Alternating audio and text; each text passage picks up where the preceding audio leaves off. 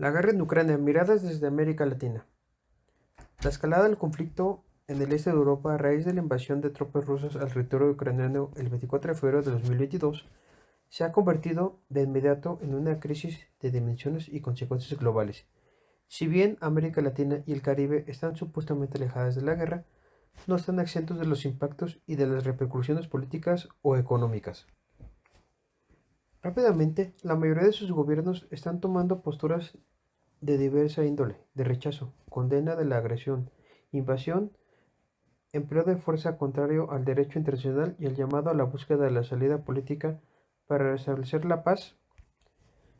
A nivel diplomático internacional, los países de la región se posicionaron por primera vez el 25 de febrero cuando la Organización de Estados Americanos aprobó en sesión extraordinaria del Consejo Permanente con 21 votos a favor una declaración que condena enérgicamente la invasión ilegal, injustificada y no provocada de Ucrania por parte de la Federación Rusa. Igualmente, el reconocimiento de los territorios separatistas de Donetsk y Lugansk por parte de Rusia, porque representa una violación de la integridad territorial y la soberanía.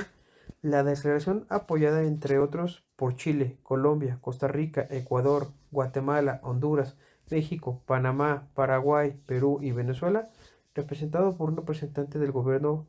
paralelo del Juan Guaidó. Sin embargo, no fue suscrita por las delegaciones de Argentina, Brasil o Bolivia, si bien sus portavoces leyeron comunicados en los cuales expresaron su rechazo al uso de la agresión y violencia. En términos bilaterales, cabe recordar que Rusia llevaba estrechando sus lazos políticos y comerciales también con otros países de la región. En los primeros días de febrero, Vladimir Putin recibió a los presidentes de Argentina y Brasil en el Kremlin, mientras que su viceprimer ministro Yuri Borisov visitaba Venezuela, Nicaragua y Cuba, firmando acuerdos de cooperación, incluido en ámbitos militares. Para Argentina, como en otras partes del mundo, las noticias del desencadenamiento de la guerra ruso-ucraniana fueron recibidas en la opinión pública argentina como de estupor, mientras distintas coberturas periodísticas acaparaban los primeros planos, transmitiendo desde entonces casi en continuando los avances de la contienda en las redes sociales. Líderes y referentes de distintas formaciones políticas no demoraron en pronunciarse, lamentando formalmente el hecho consumado de la invasión de Ucrania por parte del gobierno de Putin y en algunos casos avergonzados a tomar posición. Con el paso de los días, las voces de los políticos se dieron protagonismo a la de los intelectuales y periodistas especializados. En el trasluz de los debates, en los diversos intervinientes tendieron a cristalizar muchas veces inconfesadamente preferencias sobre el uso u otro contendiente, filias y fobias que ganaron terreno en los posicionamientos. En otro aspecto, para Brasil, la dualidad ha marcado la posición brasileña al desencadenamiento del conflicto europeo, tanto en lo que respecta a las manifestaciones internas del gobierno como en las posiciones del país en los organismos internacionales. Internamente, el gobierno de Jair Bolsonaro ha estado enviando señales de contradictorias sobre el conflicto europeo. Una semana antes del estallido de la guerra, el 16 de febrero, el presidente de la República estuvo de visita oficial en Rusia y elogió al presidente Putin, resaltando la relación entre ambos países como un matrimonio perfecto. Después fue a Hungría. Lo que puede explicar la tal postura es una alianza con el conservadurismo de los presidentes de ambos países, su religiosidad, además de su intento de militaridad de la sociedad.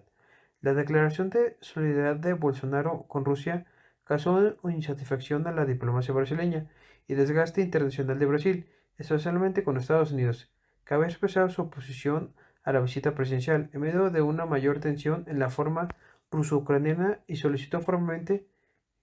que se la pospusiera. La reciente crisis desatada por la invasión a Ucrania de parte de Rusia ha impuesto el desafío a América Latina en varios aspectos, a nivel geopolítico y económico. Primordialmente, la posición de Chile en este contexto no ha sido diferente, sabiendo rápidamente dar pasos decididos de apoyo a las políticas de OTAN y manifestando su apoyo a Ucrania en términos humanitarios. Esta crisis encuentra a Chile en transición de otros gobiernos opuestos. El gobierno saliente de la derecha que ha encabezado Sebastián Piñera y en el marco de los cuales asistimos a una importante revuelta en el año 2019, que movilizó a amplios sectores de la población y que derivó a un acuerdo para la elaboración de una nueva constitución, proceso en curso.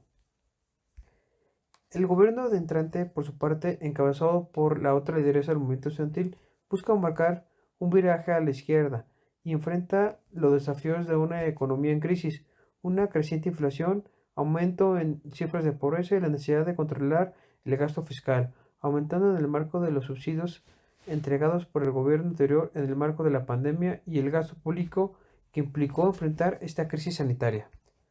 El actual gobierno colombiano ha tomado partido a favor de Ucrania de manera enfática y ha denunciado en distintos escenarios internacionales la agresión rusa a este país. Es muy importante tomar en consideración los siguientes aspectos. Aunque históricamente Colombia ha sido el socio estratégico del latinoamericano más cercano a los Estados Unidos, el actual gobierno se siente en deuda con la administración de Joe Biden, dado que en tiempos de campaña para las elecciones presidenciales del 2020 en los Estados Unidos, el Centro Democrático, partido del presidente colombiano, hizo proselitismo en la Florida a favor de Donald Trump, a través de su congresista e incluso por medio del embajador colombiano en Washington. Tal es el nivel del distanciamiento personal Biden-Duke que apenas después de 15 meses de inicio el actual gobierno norteamericano aceptó reunirse con el presidente Iván Duque. No así para Costa Rica, autodeclarada desde 1983 como perpetuamente neutral, ha sido históricamente una nación aliada a Estados Unidos. Quizás solo fue excepción a esa regla la política exterior del periódico de 1986 y el periodo de 1987, que enfrentó el plan de Ronald Reagan de convertir este país en un frente su activo y oficial que sirviera como base militar al gobierno de Washington en su lucha contra la Nicaragua sandinista, en uno de los últimos ocasiones donde se jugó la hirviente Guerra Fría en el sur del global, en ese conflicto entre la antigua Unión Soviética y los Estados Unidos, desde temprano desde 1948. Costa Rica se definió como partidaria de la potencia del norte e incluso el líder político José Figueres Ferrer legitimó internacionalmente su levantamiento del marzo-abril de este año, como el primer escenario latinoamericano donde había sido derrotado el comunismo soviético internacional, sin duda excluyendo en un porcentaje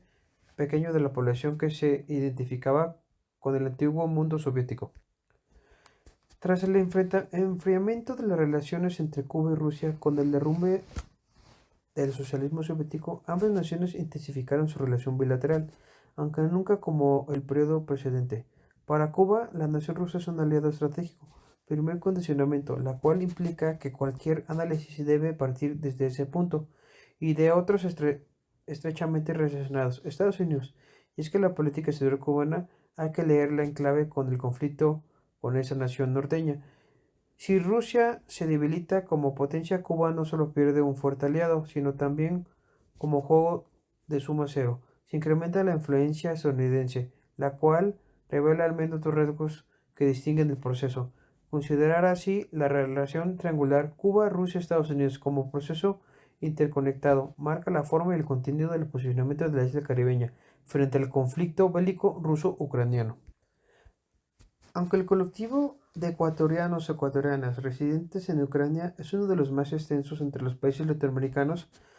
y aún así Rusia es el quinto mayor destino de las exportaciones nacionales, el debate sobre la nueva guerra en Europa no ha prosperado más allá de ciertas querellas sobre el comunismo ruso o la reinterpretación de los connacionales atrapados en el conflicto. A menos de 3 semanas del inicio de la invasión rusa, aún más las noticias sobre la guerra no tienen mayor centralidad en la prensa nacional y el asunto solo parece ocupar a los no pocos editoristas especializados en cuestiones internacionales. En la Asamblea General Extraordinaria de las Naciones Unidas que convocó para atraer la entrada de las tropas rusas al territorio ucraniano, la gran mayoría de los países condenaron enérgicamente la intervención militar. Ese de la representación de El Salvador se estuvo exhibiendo ante el mundo una postura de silencio asumida desde el inicio por el gobierno de Nayib Bukele. Al día siguiente, el vicepresidente de la República Salvadoreña sintetizó magistralmente este posicionamiento político, a señalar que el no pronunciarse es una forma de pronunciarse. Desde esta última perspectiva, señalaremos que el inicio de la invasión, México mantuvo una postura neutral formulada en términos generales de rechazo al uso de la fuerza, en favor de la paz y sin referir concretamente a Rusia. Pronto, sin embargo, se definió por la condena explícita de la invasión rusa basada en sus principios de política exterior establecidos en la Constitución. la autodeterminación de los pueblos, la de no intervención, la solución pacífica de controversias, la proscripción de la amenaza o al uso de la fuerza en las relaciones internacionales, la igualdad jurídica de los estados, la cooperación internacional para el desarrollo y la lucha por la paz y la seguridad internacional.